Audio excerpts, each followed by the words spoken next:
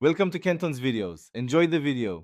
You start by confirming the exact stretch tight model and power requirements because electrical and mounting steps depend on it. Once done, gather a torque wrench, hex keys, gloves, and eye protection. Make sure casters are locked. Connect to the correct voltage and verify the emergency stop works. This prevents surprises. Then position the unit on a flat surface and use a level. Align the turntable to the frame. You're now ready to install film and begin the initial tension setup. Load the film by mounting the core on the mandrel and tightening retaining bolts so it rotates smoothly without wobble. Next, thread the film through rollers and clamps and set pre-stretch to the recommended 150% to 300% range.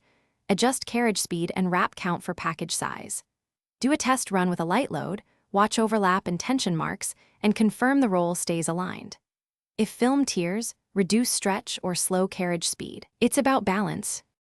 Finish by fine-tuning tension, carriage acceleration, and turntable RPM until wraps are uniform and loads stable. Small changes matter. Once satisfied, secure all guards and covers, set the auto cycle parameters, and save or log settings for consistent future runs.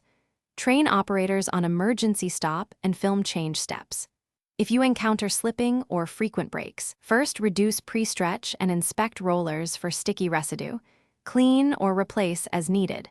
That troubleshooting step resolves most persistent film problems quickly. Thanks for watching. Consider subscribing if we helped you.